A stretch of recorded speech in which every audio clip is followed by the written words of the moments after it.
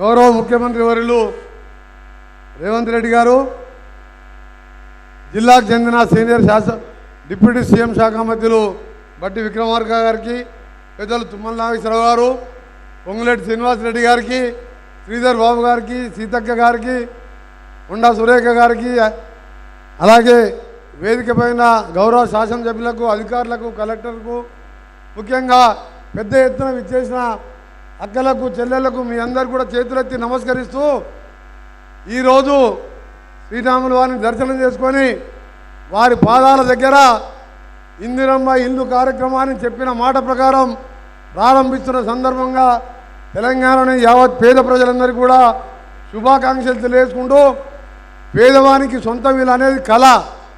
సొంత ఇంట్లో ఉంటే ఆత్మగౌరవం పెరుగుతుంది. అలాంటిది మనం గత 10 సంవత్సరాల కింద ప్రభుత్వం ఉన్నప్పుడు దాదాపు 30 లక్షల ఇల్లు తెలంగాణలో ఆ రోజుల్లోనే 2004లోనే ₹1,00,000 ఇవ్వడం జరిగింది. కానీ మాయ మాటలతో అధికారంలోకి వచ్చిన కేసీఆర్ గారు 7 లక్షల కోట్లు అప్పు చేసి కూడా ఒక్క ఇల్లు కట్టలేదు. ఆయన మాత్రం ప్రగతి భవన్, ఫామ్ హౌస్ కట్టుకున్నాడు, కొడుకు బిడ్డ ఇల్లు కట్టుకున్నాడు తప్ప పేదవానికి ఒక్క ఇల్లన్నా కట్టినా ఇక్కడున్న అక్క చెల్లెలు ఆలోచించుకోవాలి. అందుకనే ఈరోజు 6 గ్యారంటీల్లో ముఖ్యమైన గ్యారంటీ శ్రీరాముని పాదాల వద్ద గౌరవ ముఖ్యమంత్రి గారు ఇవాళ ఇందిరమ్మ ఇళ్ళని ప్రారంభించుకున్న సందర్భంగా మీ అందరికీ ఒకటే మాటిస్తున్నాం.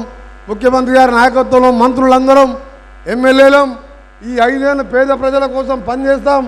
మీ అందరికీ కూడా చెప్పిన కార్యక్రమాలు, చెప్పని కార్యక్రమాలు ప్రతి ఒక్కరికి ముఖ్యమంత్రితో పాటు అందుబాటులో ఉండి పనిచేస్తామని చెప్పి మీ అందరికీ కూడా హామీ ఇచ్చుకుంటూ, ఇప్పుడే యాదాద్రి లక్ష్మీనరసింహవారిని, యాదగిరిగుట్ట లక్ష్మీనరసింహని దర్శించుకొని ఇక్కడికి రావడం జరిగింది.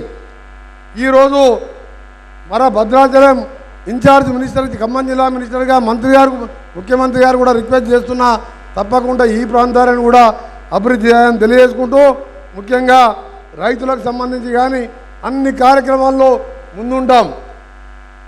ఇక పోతే ఎన్నికలు కూడా దగ్గరకు వస్తున్నాయి. ఇంకా 40 రోజుల్లోనే పార్లమెంట్ ఎన్నికలు వస్తున్నాయి. మొన్న ఎన్నికల్లో ఏ విధంగా మీరు ఆశీర్వదించి కాంగ్రెస్ పార్టీని అధికారంలోకి తీసుకొచ్చి ఇలా ఇందిరమ్మ పథకం కింద ఇల్లు కట్టుకుంటున్నాం, బస్సులలో ఉచితంగా పోతున్నాం, 500 గ్యాస్ సిలిండర్ ఇస్తున్నాం. మళ్ళా ఇంకా కూడా ఇలాంటి కార్యక్రమాలు ఇంకా ఎక్కువ చేయాలంటే తప్పకుండా మీరందరూ కాంగ్రెస్ పార్టీని మంచి మెజార్టీతో గెలిపించాలి. ఇక్కడ బలరాం నాయక్ గారు ఎంపీగా పోటీ చేస్తున్న అభ్యర్థిని పెద్ద ఎత్తున మెజార్టీతో గెలిపించాలని మీ అందరికీ తెలియజేసుకుంటూ, గతంలో ఒకటి చెప్తున్న చివరిగా మన గవర్నర్ గారు ఉండే పెద్ద మనిషి, ఆయన కాళేశ్వరం డ్యామ్ కడతప్పుడు ఆయనని సీఎం కేసీఆర్ గారి కాళేశ్వరం రావు అని పెట్టిండు. ఆఖరికి ఇవాళ బీఆర్ఎస్ పార్టీ ఎట్టయిందంటే కాళేశ్వరరావు అయింది. ఆ పార్టీ రోజు రోజు ఖాళీ అవుతున్నది. కాంగ్రెస్ పార్టీ ఇవాళ తప్పకుండా 13-14 సీట్లు మీరు ఆశీర్వదించండి.